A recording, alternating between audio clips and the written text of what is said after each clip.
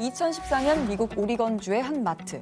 60대 남성 패트릭 부오노가 13살 소녀의 치마 속을 휴대폰으로 몰래 촬영하다가 적발됐는데요. 당시 목격자도 있었고 부오노의 범행 장면이 찍힌 CCTV도 확보. 결정적으로 그의 휴대폰에서 소녀의 속옷과 다리를 찍은 사진이 여러 장 발견됐습니다. 이에 체포된 부오노는 불법 촬영 사실을 인정했습니다. 불법 촬영은 정말 근절돼야 돼요. 그런데 말입니다. 누가 봐도 범죄자가 확실했던 부오노는 정말 뜻밖에도 무죄 판결을 받았는데요. 증거 명백하고 본인 인정했고 왜 근데 무죄가 나와요? 당시 부오노 측 변호인의 주장. 부오노가 촬영한 소녀의 치마 속 사진이 그저 우연히 찍힐 수도 있는 것일 뿐 절대 사생활 침해가 아니라는 겁니다. 아니 근데 저게 받아들여졌다고? 받아들여졌을 리가 없는데? 너무 뻔뻔하게.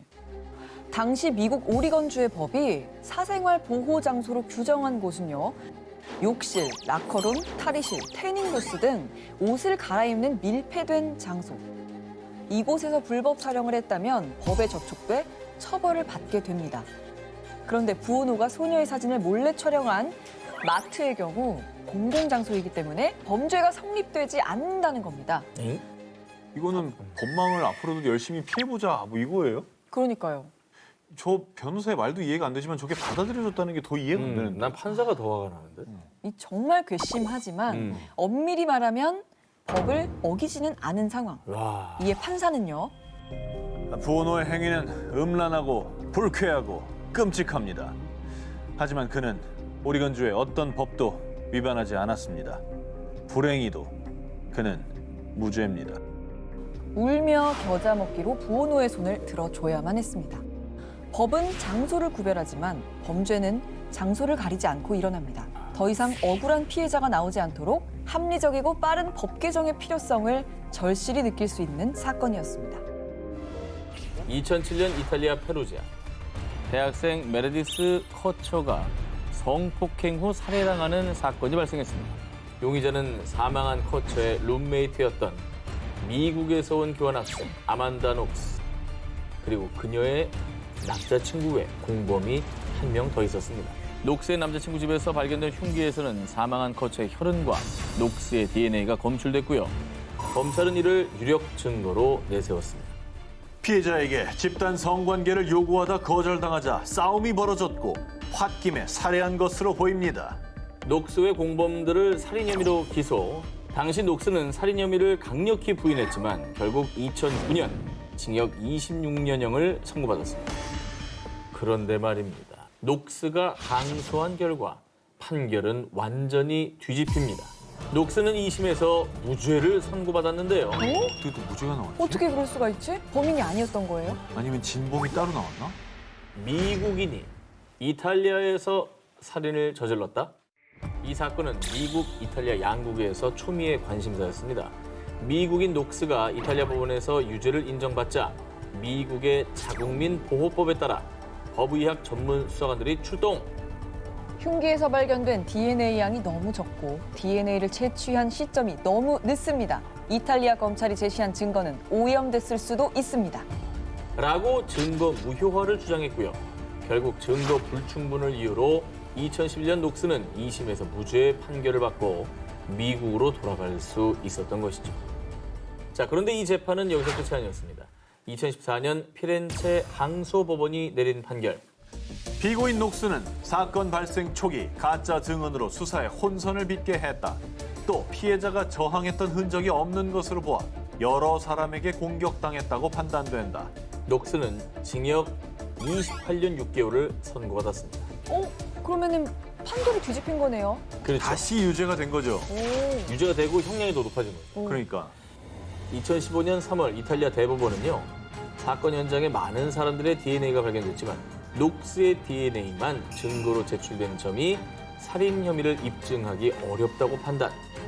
녹스에게 최종 무죄를 선고하며 팽팽했던 법정 공방은 그렇게 종결됐습니다. 또 유죄, 또 무죄. 결국은 무죄가 됐는데 가해자를 못 잡은 게 된 거예요. 피해자만 있는 상황이죠. 2003년 영국. 무고한 두 여성을 납치해 10년 동안 감금, 그리고 학생들에게 약 100만 파운드, 무려 한화 16억 원에 달하는 거액을 갈취한 범죄자 로버트 핸디 프리가드가 체포됐는데요. 사이비 교주 뭐 이런 거예요? 그러게 뭔데 저래. 어떻게 이렇게 오랫동안 가둬두고 돈을 뺏어? 1992년 영국 슈롭서 타운에서 바텐더 겸 자동차 판매 영업사원으로 근무한 프리가드는요, 근무 중 친해진 학생들에게 사실 내가 MI5 정보요원인데 말이야. 너 테러 대상이 됐어. 살고 싶으면 내 말만 들어. 당시 영국은 아일랜드 무장단체들의 폭탄 테러가 빈번하던 시기로요. 프리가드는 테러의 위협에서 지켜주겠다며 학생들에게 접근, 목숨을 지키기 위해선 돈이 필요하다고 속여서요. 무려 한화 16억 원에 달하는 거액을 갈취한 겁니다. 심지어 두 명의 여성은 프리가드의 제안에 따라 그의 은신처로 이사. 여기서 나가면 죽을 수도 있어. 그러니까 여기 얌전히 있어야 돼. 프리가드는 테러의 공포에 휩싸인 그녀들을 세상과 완전히 단절되도록 통제했고요. 그 사이 한 여성은 프리가드와의 사이에서 2명의 자녀까지 낳았습니다. 야, 진짜. 사이비 교주도 그거 아니었다고? 아, 이건 뭐냐 또. 완전히 가스라이팅이네. 이처럼 끔찍한 범행을 저지른 프리가드는 2003년 또 다른 피해자 가족의 신고로 대대적인 수사 끝에 체포됐는데요. 그런데 정말 충격적이게도 치열한 법정 공방 끝에 프리가드는 2007년 무죄를 선고받았습니다. 뭐야? 이건 또 뭐예요? 프리가드에게 납치 감금됐다가 10년 만에 구조된 피해자들은요. 제가 납치를 당했었다고요? 저 지금 테러 단체에 끌려가는 거 아니죠? 오히려 불안에 떠는 모습을 보였는데요. 알고 보니 피해자들은 10년 동안 자신이 납치당했다는 사실조차 인지하지 못했고요. 프리가드에게 완전히 동조돼 별다른 반항도 하지 않고 프리가드와 함께 지냈던 겁니다. 진짜 보호받고 있는 줄 알았던 거군요. 피해자들은 뒤늦게 자신이 속아서 납치된 사실을 알았지만요. 알았어? 법정에선 프리가드는 아, 내가 납치한 게 아니라니까요. 그 여자들이 자발적으로 나랑 같이 산 거예요. 강제 납치도 불법 감금도 하지 않았다고 주장. 무엇보다 프리가드의 범행을 입증할 증거가 없어서요. 결국 법원은 피해자들의 가출과 동거에 합의가 있었다고 판단해 불법 감금, 강제 납치 혐의에 대해서는 무죄를 선고. 프리가드는 2009년 5월 석방됐습니다. 미국 플로리다주에서 2살 배기 아이 케일리가 실종되는 사건이 발생했습니다. 곧바로 경찰이 대대적인 수색을 벌였지만 안타깝게도 실종 6개월 만에 집 근처 숲속에서 유골로 발견됐습니다. 그것도 쓰레기 봉투 안에서 말이죠. 누가 유기했네. 아니, 누가 유기했네. 자, 그런데 수사 과정 중 엄마 케이시 앤서니에게서 수상한 행동들이 발견됐습니다. 먼저 2살 난 딸 케일리가 실종된 지 무려 한 달이 지나서야 신고를 했는데요. 말도 안 되네. 냄새가 난다. 그것도 엄마가 아닌 할머니가 신고를 했다고 합니다. 자, 그리고 주변인들 조사 과정에서 밝혀진 충격 사실. 지독한 파티광이었던 엄마 케이스는 티가 문제야. 딸이 없어졌는데도 파티장만 전전했다고 하는데. 아니, 파티가 뭔데 그래? 자, 그리고 아이가 실종된 그 기간에 아름다운 인생이라는 문신을 본인의 몸에 새기까지 했다고 하는데요. 결국 1급 살인 혐의와 아동학대 혐의로 기소된 엄마 케이씨. 그 뒤 오랜 조사 과정을 통해 사건 발생 3년 후인 2011년 5월 재판이 열렸습니다. 그런데 사실 케일리가 혼자 수영장에 빠져서 익사한 거예요. 근데 괜히 제가 오해를 받을까 봐 그런 거죠. 하지만 검찰에선 엄마 케이씨의 차에서 시체가 부패한 냄새가 났다는 점, 또한 차 내부에서 강력한 마취 성분인 클로로포름이 발견된 점, 그리고 집 컴퓨터에서 클로로포름의 검색 기록이 발견된 점 등을 대며 그녀가 딸을 마취시킨 뒤 질식사 시켰다고 주장했습니다. 완전 의도적이네요. 그리고 2011년 7월 미 전역에 관심이 쏠린 가운데 드디어 판결이 내려졌는데요. 케이시 앤서니에게 무죄를 선고합니다. 모든 증거가 엄마 케이씨를 향해 있었지만 엄마 케이씨가 딸을 죽인 직접적인 동기와 결정적인 증거가 부족해서 무죄 판결이 내려집니다. 아니, 얼마나 더 결정적인 증거를 들이대야 되는 거예요? 한편 자신의 아이가 죽었음에도 불구하고 재판장에서 웃음을 진짜 우리 엄마 저거는 케이씨. 악마의 미소다, 악마의 미소. 악마를 보았다다. 이 사실이 공개되자 수백 명의 미국인들은 무죄라니 인정 못해 이 살인자! 하며 재판장 앞에서 시위를 벌이기도 했고요. 언론에서는 제2의 OJ 심슨 사건으로 보도하기도 했습니다. 정말 끝까지 끔찍한 건요. 무죄 판결이 났잖아요. 네. 근데요? 근데 엄마 케이 씨는 미국 내 언론사들에게 약 16억 원을 주면 이 진실에 대해서 인터뷰를 하겠다고 딜을 하기도 했다고 합니다. 그 애가 너무 불쌍해. 엄마의 자격을 상실한 악마들. 그녀는 정말 일말의 양심도 없는 걸까요? 또 일가족이야. 2018년 12월 31일 중국 전역을 공포의 도가니로 몰아넣은 일가족 살인사건. 중국 후난성 헝난현에 사는 51살의 목수 루오 수용. 그리고요, 15살의 아들 루오 치앙은 아픈 엄마와 누나를 잘 돌보던 착한 아들이었죠. 그런데 사춘기가 시작됐던 걸까요? 중학생이 된 뒤부터 성적이 점점 떨어지더니 나쁜 친구들과 어울리며 담배를 피우거나 반 친구의 돈을 훔쳐 아빠 루오 수용이 학교에 불려가기도 했습니다. 뭐 착한 아들이 이렇게 갑자기 변해서 아버지가 많이 또 속상하셨겠어요. 저 네. 지난해 말 아빠 루오 수용은 한 해의 마지막 날을 가족과 함께 보내기 위해 퇴근을 서둘렀습니다. 그런데 그가 집에 도착하자마자 돈! 나 지금 게임하러 가야 되니까 빨리 돈 내놔라고! 아들, 오늘만큼은 가족들이랑 같이 보내자. 응? 그런데 아들 루오 치앙은 갑자기 20cm 크기의 망치를 들고 와 마구 휘두르기 시작했습니다. 결국 엄마와 아빠는 그 자리에서 즉사. 아니 저 망치가 그 목수 아빠가 평생 가족을 위해서 일할 때 쓰던 그 망치잖아요. 그렇죠. 그걸로 부모를 죽인 거예요. 진짜 죽이네. 이 아이 어떻게 했을 것 같아요? PC방 간 거 아니에요? 돈 뒤졌을 것 같아. 돈 뒤져서 PC방 갔을 것 같아요. 맞습니다. 정말 그랬어요. 그는 PC방에서 2시간 동안 게임을 한 뒤 열차 티켓을 끊어 도주까지 했는데 그러나 2019년 1월 2일 이틀 만에 공안에 체포됐습니다. 체포돼서 다행이네요, 일단. 그리고 공안에 체포됐으니까 아마 극형에 처해지지 않을까 하는 생각이 드네요. 중국도 형법이 무서우니까. 네. 그렇게 예상하시죠? 아니에요? 왜요? 이 사건이 중국에서 더 이슈가 됐던 이유. 중국에서 형사처벌이 가능한 나이는 만 14세 이상. 그런데 루오 치앙은 만 13세, 14세 미만이었습니다. 이 살인범 루오 치앙은 그 어떤 처벌도 받지 않고 풀려날 것이라고 전해졌는데요. 보완을 좀 해야겠다, 이거. 이번 사건으로 인해 중국 국민들은 형사처벌 대상 연령을 낮추자는 목소리가 커졌다고 합니다. 2019년 2월 중국 화이안시 남자친구 리 씨와 함께 새벽까지 술을 마시고 헤어진 손 씨. 그런데 얼마 후 그녀는 충격적인 메시지를 받게 됩니다. 나 같은 건 죽어야 돼. 잘 살아. 깜짝 놀라 하천으로 달려간 손 씨는 물에 빠져 허우적거리는 리 씨를 발견. 수영도 잘 못하는 그녀는 남자친구를 구하기 위해 망설임 없이 하천으로 뛰어들었는데요. 그런데 말입니다. 물에서 무사히 나온 건 죽겠다고 물에 뛰어들었던 리 씨 혼자였습니다. 응? 리 씨를 구하려던 여자친구 손 씨는 안타깝게도 물살에 휩쓸려 사망하고 말았는데요. 어떡해. 그러니까 남자친구를 구하고 본인은 이제 사력을 다해가지고 힘이 빠져서 헤엄을 못 쳐서 나오신 건가? 그런데 이 사건에는 반전이 있었습니다. 리 씨, 당신을 고의적 살인 혐의로 체포합니다. 대체 이게 어떻게 된 일이냐? 사건이 있었던 그날 밤으로 다시 돌아가 보겠습니다. 남자친구인 리 씨가 상습적으로 도박을 한 걸 알게 된 손 씨는 리 씨와 크게 다퉜는데요. 이후 자리를 뜬 손 씨에게 자살을 예고하는 메시지를 보낸 리 씨. 그런데 이것은 페이크! 모두 남자친구 리 씨의 쇼였던 겁니다. 경찰이 하천 교각에 설치된 CCTV를 확인하고 추궁한 결과 손 씨가 자신을 구하려고 다가오자 리 씨는 오히려 그녀를 수심이 깊은 곳으로 강제로 끌어당긴 겁니다. 왜?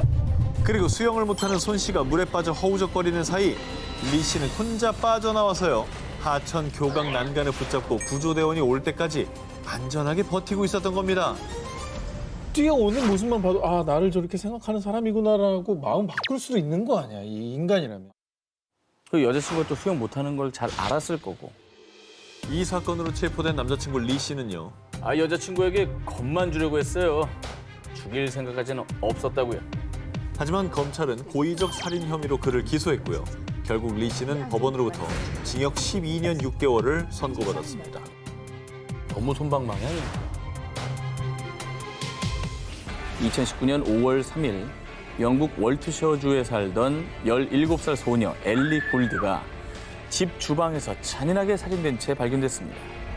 그녀의 몸에는 최소 13번 흉기에 찔린 흔적이 남아 있었습니다. 이후에 곧바로 출동한 경찰들은 엘리의 집 주변을 중심으로 수사를 벌였고요. 약 3시간 뒤 엘리를 살해한 용의자 토머스 그리피스를 체포했습니다. 그런데 용의자 그리피스는 엘리와 17살 동갑내기로 3개월간 교제했던 그녀의 전 남자친구였습니다. 도대체 무슨 일이 있었던 겁니까? 그리피스가 전 여자친구 엘리를 살해한 이유는요. 엘리가 저한테 헤어지자고 그랬어요. 와, 씨. 어우, 와. 이거 뭐 어떻게 받아들여야 되냐. 자, 그런데요. 더 소름이 돋는 건 살해 직후 그리피스가 하는 행동 때문입니다. 그는 무려 1시간 동안 집안에 남은 자신의 흔적을 지웠습니다. 특히 자살로 위장하기 위해서 엘리의 손에 칼을 쥐어줬습니다.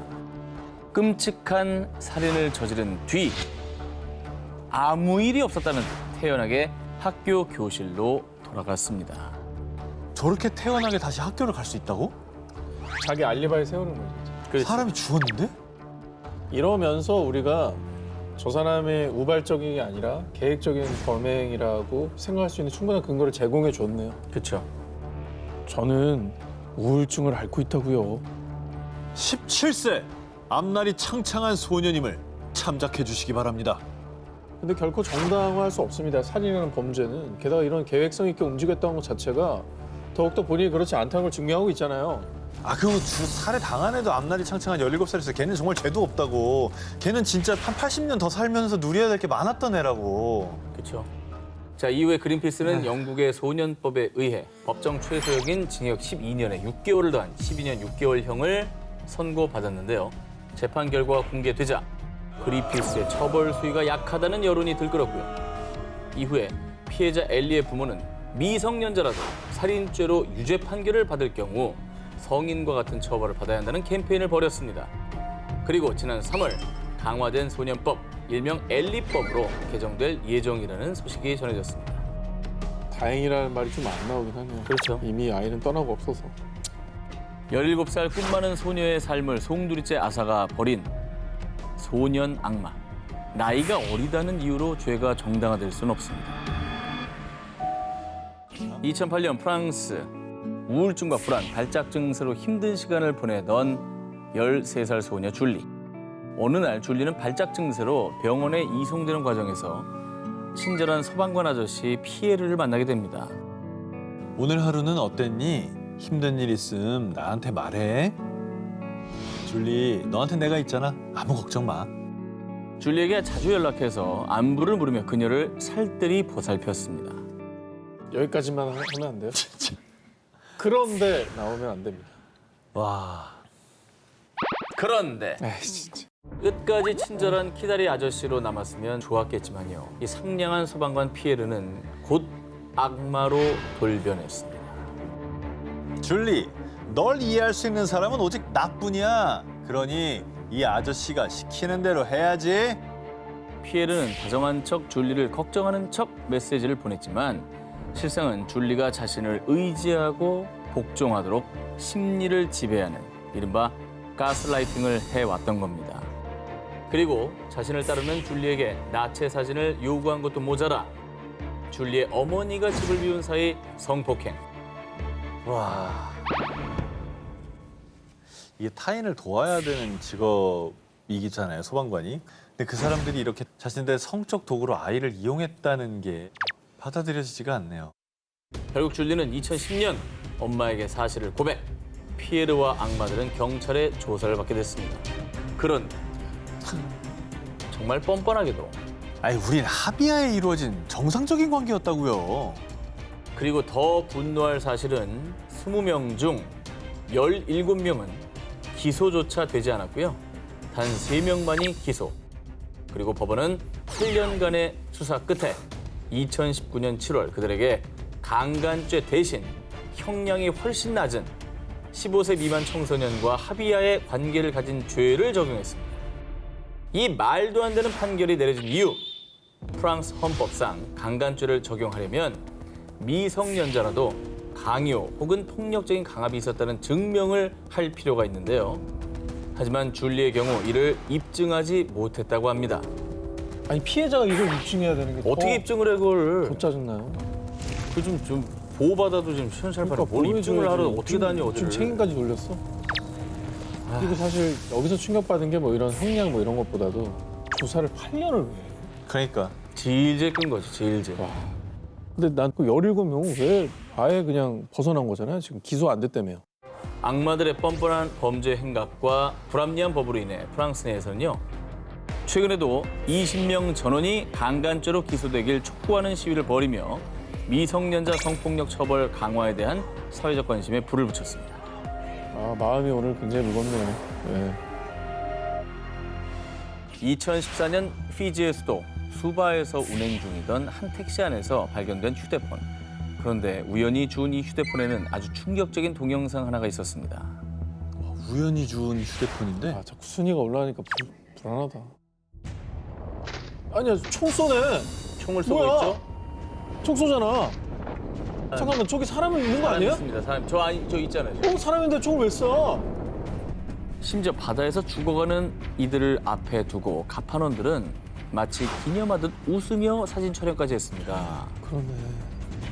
아니 저건 군사훈련도 아닌 것 같고. 자, 영상을 제보받은 경찰은 범죄 사건임을 인지하고 수사를 시작. 하지만 총을 쏜 사람들, 총에 맞아 사망한 희생자들까지 대체 그들이 누군지 정확한 신원 파악은 어려웠습니다. 점차 사건이 미궁에 빠지려던 그때 영상 속에서 총알을 쐈던 문제의 배, 대만 선적 핑신 101호의 요리사 알드린과 갑판원 마시모가 양심 선언. 다행이다. 2010년 8월 소말리아와 세이셸 제도 사이의 해역에서 어로 작업을 하던 핑신 101호가 갑작스럽게 다른 배와 충돌, 부딪힌 배가 전복되면서 남성들이 물에 빠졌는데요. 그런데 이들을 해적으로 생각한 선장이 발포 명령을 내렸다는 겁니다. 하지만 아니, 아무리 봐도 그 사람들은 해적이 아니었어요. 무기도 들고 있지 않았거든요. 알드린과 마시모의 눈에는 아무런 무기를 들고 있지 않았던 그들이 해적으로 보이지 않았다고 합니다. 심지어 한 남자는 투항하겠다는 듯 두 손을 들어 올렸음에도 불구하고요. 사격을 멈추지 않았다고 합니다. 그 민간인 가능성이 높은 거 아니야 지금 보면. 아, 이 어선인데 민간 어선인데 총을 들고 있다. 그 자체가 불법이죠. 그 자체가 불법이죠. 민간 어선이 왜 총을 갖고 있습니까? 대만 검찰은 관련자 진술과 수사를 토대로 용의자를 색출. 2017년 중국인 출신의 선장 왕펑위와 선원 2명을 각각 총살을 지시하고 이행한 혐의로 지명 수배했습니다. 선장 왕펑위는 2020년 8월 체포. 살인 및 총기 소지 혐의를 적용받은 그는 결국 26년 징역형을 선고받았습니다.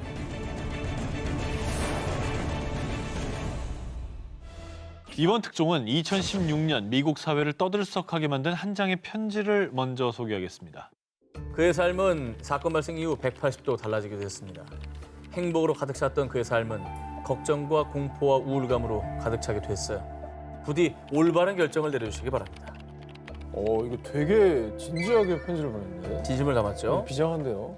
그러니까 뭔가 이게 억울한 일을 당하거나 피해를 본 사람이 인생이 너무 힘들어지니까 억울하니까 보낸 그 편지 같아요.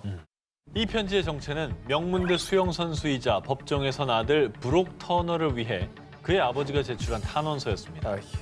그런데 말입니다. 정말 경악할 만한 사실은 그의 아들 터너는 피해자가 아닌 가해자. 터너는 1년 전 술에 만취한 여성을 상대로 성폭행을 저지른 강간범이었습니다. 에이, 뭐야, 피해자가 아니네요. 가해자로서 할 얘기가 아니죠. 피해자 인생이 얼마나 망가졌는데 자기 인생 뭐 180 달라진 거 이게 진짜 적반하장이다. 당시 검찰은 성폭행 혐의로 터너에게 징역 6년형을 구형. 그런데 이에 불만을 품은 터너의 아버지는 20여 년의 인생 중에 불과 20분 동안의 행동에 대한 대가치곤 우리 아들에게 너무 가혹한 처사라고요. 아니, 삶이란 게 그렇죠. 그 실수가 남에게 실을 수 없는 피해를 줬다면 그거는 처벌을 받아야 되는 거지. 그 시간- 20년, 20분 이게 뭐가 중요합니까? 시간이 뭐가 중요합니까? 아니 그 남은 인생 트라우마를 갖고 살 피해자를 생각한다면 저런 얘기를 어떻게 할 수 있죠? 피해자의 인생이 정말 180도 바뀔 20분이었어요, 사실은. 그렇지. 그죠? 그리고 그도 자기도 아버지면 그 사람의 부모 입장도 이해한다면 저런 얘기 절대 할 수 없거든요. 내 자식만 소중한 거죠. 그러니까. 더욱 기가 막힌 사실은 뻔뻔함 가득 담긴 이 탄원서가 정말로 받아들여졌다는 건데요. 터너에게 내려진 최종 판결은 고작 징역 6개월과 보호관찰 3년. 심지어 터너는 원래 형량마저도 다 채우지 않고 불과 3개월 만에 풀려나 일상으로 컴백. 또 한 번 논란의 중심에 섰습니다. 아니 사실 검찰이 구형했던 6년도 큰 처벌이 아니라고 보거든요. 죄질에 비춰봤을 때. 근데 지금 뭐 이거 제대로 6개월도 안 치우고 나왔다는 거 아니에요? 근데 그 6년도 길다고 감형 요구했고 더 빵당한 건 이게 받아들여져서 감형이 됐다는 거예요. 성범죄자인 아들을 탄원서 한 장으로 무모하게 감싸려던 아버지. 내 자식 귀한 줄 알면 남의 자식도 귀한 줄 알아야 하는 세상입니다. 2018년 11월 미국 오리건주. 당시 45세 남성 페어슨 톤은 가족 주치 로널드 로즌 박사에게 상담을 받았습니다. 선생님, 아내가 외출도 잦고 귀가도 늦어요. 혹시 다른 남자가 생긴 걸까요? 사이가 점점 더 멀어지는 것 같아요. 아내도 자신만의 시간이 필요할 수 있어요. 마음을 편히 갖고 아내를 믿어주세요. 기운 차리시고요. 로즌 박사는 부부관계 때문에 우울증을 겪는 톤에게 진심 어린 조언을 해주며 우울증 완화를 위한 약도 처방해 주었는데요. 그런데 약 2년이 지난 2020년 11월 네가 그러고도 의사야? 너 때문에 가정이 완전히 파탄이 났어. 네가 어떻게 그럴 수 있어? 너무 불안한데. 아 설마? 의사. 아 설마? 알고 보니 톤의 아내가 외도 중인 건 사실이었는데 그런데 그 상대가 다름 아닌 로즌 박사였던 겁니다. 어이가 없다. 이 사실을 알게 된 톤은 배신감에 분노, 결국 아내와 이혼했고요. 톤의 아내와 내연 관계였음에도 반성하기는커녕 뻔뻔하게 부부관계에 대해 조언했던 로즌 박사에게 한화약 32억 2천만 원에 달하는 소송을 제기했습니다. 그렇지. 이혼으로 끝날 일이 아니죠, 이거는. 아니 바람 피운 것만 해도 저분이 얼마나 충격받았을 텐데 이게 사실은 그동안 나를 위해주고 나를 위로해줬던 사람이 그 사람의 원인 제공자라는 거 이거 얼마나 배신감이 크겠습니까? 그리고 아내한테 얘기했을 거 아니야. 네 남편 오늘 와가지고 뭐랬는지 알아? 야, 그런 표정으로 막 그러더라. 좀 웃으면서 말 좀 해주고 그래. 그러니까, 아이, 좀 적당히 좀 해. 더 듣기 싫네요. 자꾸 진짜. 찾아오잖아. 아 그만해요 진짜. 그런데 말입니다. 로즌 박사가 정말 파렴치한 게 그 자신도 두 딸을 둔 유부남이었고요. 심지어 그의 아내는 같은 병원에서 함께 근무하는 간호사였습니다. 간이 배 밖으로 나왔구나, 얘. 그리고 그 아내와도 어떻게 보면 환자니까 구면일 거 아니에요. 구면이죠. 그거 뻔히 알면서 저렇게 한다? 이거는 너무 뻔뻔해. 남의 가정을 파괴하고 큰 배신감을 준 죄. 아무리 많은 금액으로 보상한다고 해도 깊이 패인 마음의 상처까지 보상할 수는 없을 겁니다. 2020년 7월 중국 장쑤성 쿤산 50대 여성 왕 씨는 한 마트의 과실 때문에 극심한 피해를 입었다고 주장. 마트를 고소하며 배상을 요구했는데요. 하지만 마트 측은 과실이 없다며 극구 부인. 왕 씨와 마트는 치열한 법정 공방을 벌였습니다. 마트에서 무슨 일이 있었을까요? 뭔가 억울한 사연이 있었던 것 같긴 한데. 왕 씨에게 무슨 일이 있었는지 사건이 발생한 2018년 8월로 거슬러 올라가 보겠습니다. 당시 왕 씨는 마트를 찾아 반바지와 채소를 고른 뒤 셀프 계산대에서 계산을 마치고 집으로 귀가하려고 했는데요. 그런데 그때 고객님 잠시만요. 그 가방 좀 볼 수 있을까요? 아니, 지금 나를 도둑 취급하는 거야? 그래, 봐라, 봐! 야, 사실 왕 씨는 채소만 계산하고 반바지를 계산하지 않았고요. 계산대에 도난 방지 시스템이 울리며 그녀의 절도 행각이 들통나고 말았는데요. 하지만 그녀는 계산하는 걸 깜빡했다고 변명, 자신의 절도 사실을 부인했습니다. 뭐 오해가 있을 수 있잖아요. 예, 아직은 뭐. 네. 그리고 깜빡했을 수도 있잖아요. 사실 살다 보면 음. 마트에 뭐 한두 개입니까 물건이. 근데 만약에 그게 사실이라면 내가 도둑으로 몰렸고 그게 억울해서 고소한 건가요, 마트를? 날 왜 그 취급하느냐? 아닙니다. CCTV에 그녀의 절도 행각이 적나라하게 찍혔음에도 왕 씨는 뻔뻔하게도 자신의 범행을 부인했고요. 심지어 가방 속에 있던 반바지를 멀리 던져버리며 증거 인멸까지 시도. 아니 그러면 실수한 게 아니네. 이게 그럼 도둑질 해놓고 지금 발뺌하려고 오히려 이렇게 막 화내고 막 그런 거 아니에요? 아니, 그러니까 실수면, 어. 진짜 실수면, 어머, 어떻게- 죄송해요. 이게 어떻게 찍어 이렇게 되잖아. 그래야 되는데 이걸 던져버렸다면서요. 야 이게 그러면 적반하장인 거죠 이것도. 완전히 자기가 더 성질 내잖아. 여기서 마트를 고소했다고? 마트 측은 조사를 위해 그녀를 2층 사무실로 데려갔습니다. 그런데 잠시 후 아 여기 구급차 불러요. 아까 그 사람 2층에서 떨어졌어요. 조사를 받던 중 잠시 화장실에 다녀온다던 왕 씨는 화장실 밖 파이프를 통해 도주를 시도. 그 과정에서 추락해 하반신 기형 장애를 얻게 된 겁니다. 아우, 아유. 그런데 자신의 잘못으로 발생한 사고임에도 내가 이 사건의 가장 큰 피해자예요.